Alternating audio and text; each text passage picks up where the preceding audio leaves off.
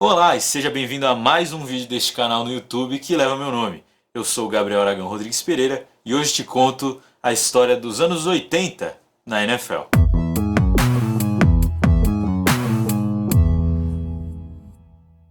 Acabamos o último vídeo da série específica sobre a história da NFL falando sobre o título do Las Vegas Raiders, na época Oakland Raiders, na temporada de 1980. Agora a gente pega o gancho e vai para o começo de uma dinastia, a do San Francisco 49ers. Na terceira temporada do técnico Bill Walsh, a equipe draftou Ronnie Lott, que foi uma baita de uma adição o lado defensivo do campo, e o resultado na temporada regular foi um tranquilo 13-3. Depois de vencer o New York Giants, a equipe avançou para o que se tornou depois num dos jogos de maior relevância na história da NFL. Uma partida até hoje lembrada com o nome The Catch, em referência a uma recepção no fundo da endzone do recebedor Dwight Clark, uma jogada que quase não deu certo numa partida contra o Dallas Cowboys. Mais uma final de conferência para os Niners, que foi contra o Dallas Cowboys, mas essa história eu conto mais pra frente. E no Super Bowl 16, vitória e título contra o Cincinnati Bengals. O sucesso no ataque da equipe dos 49ers se baseou muito num sistema desenhado por Bill Walsh chamado West Coast Offense, que recebe esse nome porque o time é da costa oeste do país. Apesar desse sistema ter sido desenvolvido quando o Bill Walsh estava na comissão técnica, do Cincinnati Bengals. Um sistema de, em sua maioria, passes curtos e horizontais. Até a temporada de 1982, a NFL já tinha sofrido com algumas greves, mas nenhuma que atrapalhasse, afetasse a questão de jogos. Em 1982, porém, isso foi diferente. Isso porque, após a segunda semana de jogos, todas as partidas foram canceladas por conta da greve. A exigência do sindicato de jogadores, a NFLPA, NFL National Football League, PA Players Association, Associação de Jogadores, que existisse uma escala salarial com base no percentual do faturamento bruto. A proposta foi de 55%. Os jogos voltaram a acontecer na semana 11, após um acordo de 5 anos que disponibilizava para o sindicato de jogadores, da NFLPA, uma cópia de todos os contratos, pacotes de indenização após a aposentadoria, alguns bônus e aumento no salário. Um dos bônus, por exemplo, é o pagamento por partidas de pós-temporada, os playoffs. Mas ainda antes do início dessa temporada, o Oakland Raiders, hoje Las Vegas Raiders, que havia processado a NFL, como eu disse no último vídeo da série específica sobre a história da NFL, sem entrar em questão de dinastia, que aparece agora num card na sua tela. Se você perdeu, assiste aí. Conseguiu a sua mudança para Los Angeles. Na NFC, quem passou para o Super Bowl 17 foi o Washington Football Team, o grande vencedor. Na AFC, o Miami Dolphins. Vale dizer também que nessa temporada de greve foi adicionada uma 17ª semana de jogos e que cada conferência levou 8 times aos playoffs. Mas em 83, a estrutura voltou ao normal. E no Super Bowl 18, os Raiders venceram o atual campeão Washington Football Team. Ainda antes do início da temporada de 1984, o Baltimore Colts se mudou para Indianápolis, que é onde a equipe está até hoje. Uma mudança bizarra que aconteceu no meio da noite sem que ninguém soubesse. Essa história eu conto mais pra frente, em outro vídeo. Merece o próprio vídeo. E foi uma temporada com marcas impressionantes. Dan Marino, do Miami Dolphins, esse cara aqui, foi um dos jogadores mais incríveis dos anos 80 e fez uma temporada incrível em 84. Mas as marcas que ele atingiu no jogo aéreo, que foram impressionantes para sua época, já foram batidas, porque o jogo aéreo se tornou muito mais comum na NFL. Mas não deixa de ser relevante e vale, nem que seja uma menção curta, uma menção. Enquanto o running back do Los Angeles Rams, Eric Dickerson, correu para 2.105 jardas. 105? 105. Marca essa que não foi quebrada.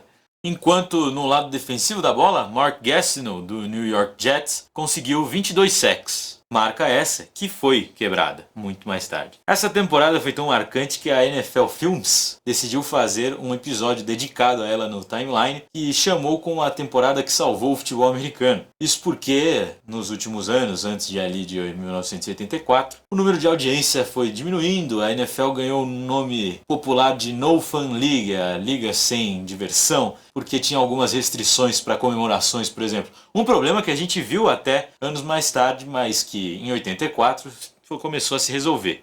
No fim de tudo, o grande campeão acabou sendo o San Francisco 49ers contra o Miami Dolphins do Dan Marino, num jogo que aconteceu o Super Bowl 19 aconteceu em Palo Alto, no estádio de Stanford. Até a última temporada, que o Tampa Bay Buccaneers venceu o Super Bowl em Tampa, esse tinha sido o mais próximo de um time vencer o Super Bowl em casa. E não custa nada lembrar, o Super Bowl acaba sendo sempre em um estádio neutro. É escolhido antes, apesar de que, como a gente viu, pode acontecer que um time acabe jogando em casa.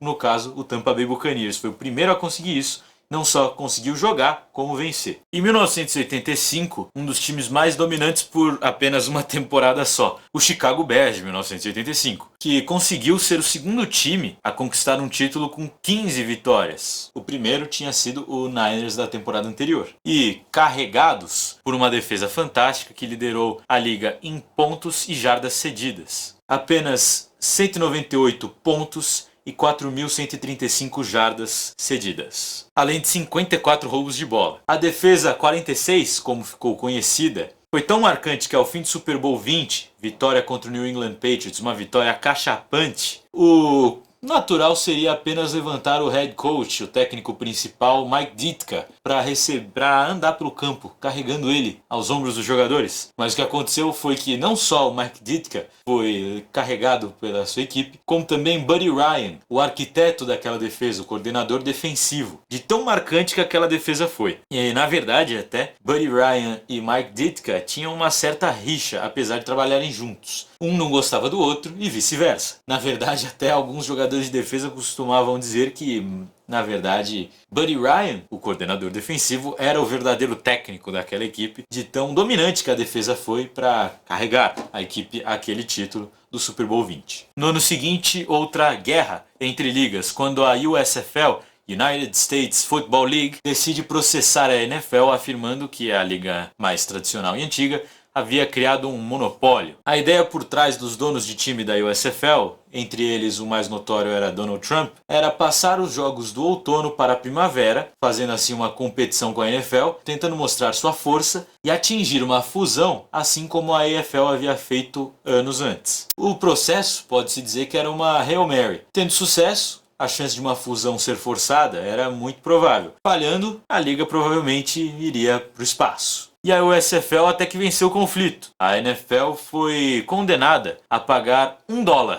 E como parte do processo de antitrust às legislações dos Estados Unidos, a sentença é triplicada. Ou seja, a NFL foi obrigada a pagar $3 para a USFL, que nunca jogou um jogo na primavera. Na temporada de 1987, nova greve dos jogadores, após o fim da CBA, Collective Bargaining Agreement, ou Convenção Coletiva de Trabalho em português. A CBA essa é lá de 82. O tópico dessa vez era tentar criar uma free agency. Dessa vez, apenas uma semana da temporada foi cancelada, enquanto outras 3, que foram 4 semanas de greve, então as outras 3 semanas foram disputadas sem os jogadores da liga. Salvo algumas exceções, como o quarterback dos Niners, Joe Montana, e o wide receiver do Seattle Seahawks, Steve Largent. Os jogos então sem os jogadores principais da NFL foram disputados com ex-jogadores da USFL, que como eu disse faliu em 85, e jogadores que estavam sem contratos, jogadores que já participavam da NFL, mas não tinham para onde ir. Além de alguns jogadores do Montreal Alouettes, um time da Canadian Football League que não muito antes havia falido. A equipe até voltou em 1994. O New York Giants, campeão do Super Bowl 21, sentiu o baque e não ganhou nenhuma das partidas com os jogadores de replacement, como ficaram conhecidos. Já o Washington Football Team, por outro lado, se deu até que muito bem. Foi o melhor time, foi o mais bem sucedido nessas 3 semanas sem os principais jogadores. Na última partida com substitutos, inclusive, a equipe venceu o Dallas Cowboys, que tinha vários jogadores principais, os seus jogadores que acabaram